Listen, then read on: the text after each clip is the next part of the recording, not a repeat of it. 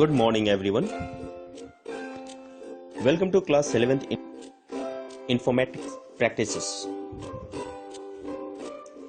I am Mrityunjay sir is here to take IP classes. With the God's blessing, we will start the chapter 1, that is computer system or basic computer organization. Let's see the overview of our first chapter, part 1.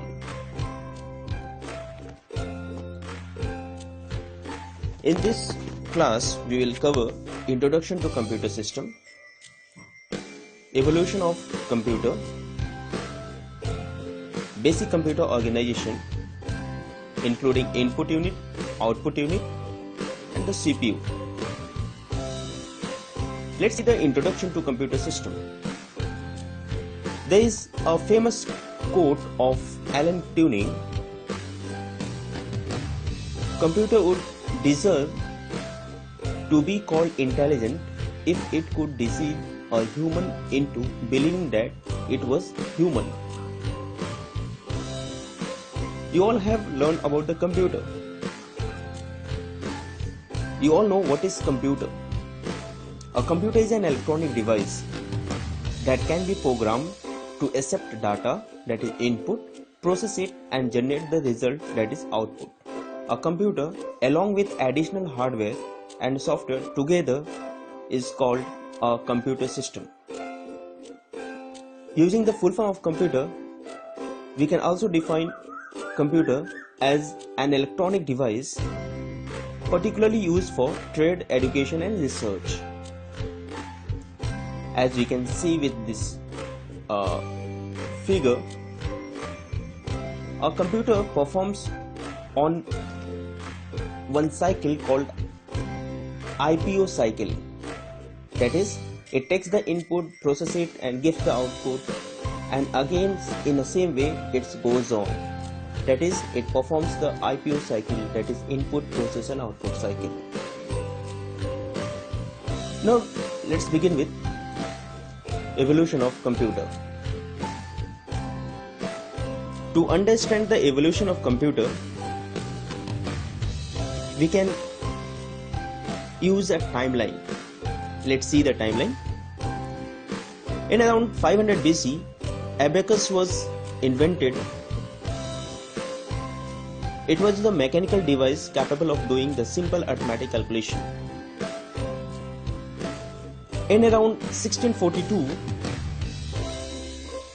Blaise Pascal invented the mechanical calculator known as Pascal calculator or Pascaline to do the addition and subtraction of two numbers directly and multiplication and division through repeated addition and subtraction. Similarly, in 1834, an analytical engine was invented by Charles Babbage. This is a device, or this is a mechanical computing device for inputting, processing, storing and displaying the output, which is considered to form the basics of modern computers. In 1990, a tabulating machine was invented by Hellman for summarizing the data stored on the punch card. Similarly, in 1937, a tuning machine was invented as a general purpose programmable machine that was capable to solve any problem by executing the program stored on the punch card. In 1945, John von Neumann introduced the concept of stored program computers, which was capable of storing the data as well as the program in a memory. The EDVAC and ENIAC computers were developed based on this concept. Electronic numerical integrator and the computer, that is ENIAC, ENIAC, is the first binary programmable computer based on von Neumann architecture. In 1947, A transistor was invented that replaced the vacuum tubes used previously, and this was developed at Bell's lab using the semiconductor material. Now, in 1970, a large-scale integration, that is LSI, of electronic circuit allowed integration of compute CPU on single chip called microprocessor. Moore's law predicted experimental growth in the number of the transistors that could be assembled in a single microchip. You can see with this graph, in 1980s, the processing power of the computers increased exponentially by integrating around 3 million components on a small size chip termed as Very Large Scale Integration, that is VLSI. Further advancement in the technology has made it feasible to fabricate high density of transistors and other components. IBM introduced its first PC, that is personal computer, for the home uses in 1981. Apple introduced Macintosh machine in 1984. The popularity of PC surged by the introduction of GUI, graphical user interface based operating system by Microsoft and others in the place of the computer with only command line interface like Unix or DOS.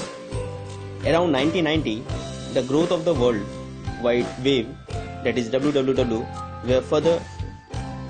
were further accelerated mass uses of computers, and therefore the computer have become an indispensable part of everyday's life.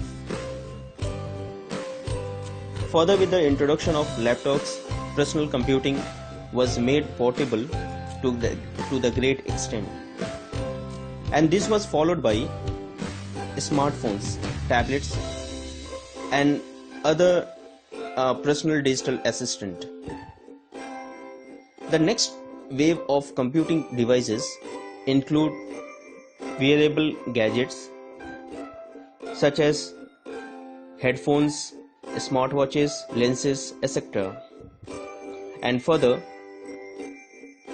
smart appliances are becoming a part of the Internet of Things, that is IoT, by leveraging the power of artificial intelligence. Now we'll see the basic computer organization. In the basic computer organization, we come to know that a computer system primarily comprises of central processing unit, memory, input-output devices, and the storage devices. And these all components function together as a single unit to deliver the desired output. A computer system comes in various forms and sizes. It can vary from high-speed end server to the personal desktops, laptops, tablets, computers, or smartphones. So the main components of computer is a CPU. So let's see the CPU, that is a central processing unit. A CPU is an electronic circuitry of a computer that carries out the actual processing and is usually referred to as the brain of the computer. It is also commonly called processor. Physically, a CPU can be placed on one or the other microchips called an integrated circuit, that is IC. The IC comprises semiconductor materials. A CPU is given instructions and the data through programs. The CPU then fetches the program and data from the memory and performs arithmetic and logic operations as per the given instruction and store the result back to the memory. While processing, the CPU stores all the data as well as the instruction in the local memory called the registers. Registers are the part of CPU chips and they are limited in size and number. Different registers are used for storing data, instructions and intermediate results. Other components you can see in this diagram. Other than the registers, the CPU has two main components: ALU, that is arithmetic logic unit, and the CU, control unit. ALU performs all the arithmetic and logical operations that need to be done and in the program. The CU controls the sequential instruction execution, interpret instructions and guides the data flow through the computer's memory, ALU and input or output devices. CPU is also popularly known as microprocessor. Let's see the next important device, that is the input device. The devices through which control signals are sent to a computer are termed as input devices, and these devices convert the input data into digital form that is acceptable by the computer system. Some examples of the input devices include keyboard, mouse, scanner, touch screen, digital cameras, webcam, microphone, etc. Besides, we can now enter the data through the voice. For example, we can use the Google Voice search to search the web, where we can input the search string through our voice. Data entered through the input device is temporarily stored in the main memory, also called the RAM, of the computer system. For permanent storage and the future use, the data as well as the instructions are stored permanently in an additional storage location called the secondary memory. About the memory we will see in the next class. Now we see the output devices. The device that receives the data from the computer system for display, physical production, etc. is called output device. It converts the digital information into human understandable form. For example, monitor, projector, headphone, speaker, printer, etc. are some output devices you can see in this figure. A printer is the most commonly used device to get the output in physical hard copy. If you want in the soft copy, then monitor is a popularly used.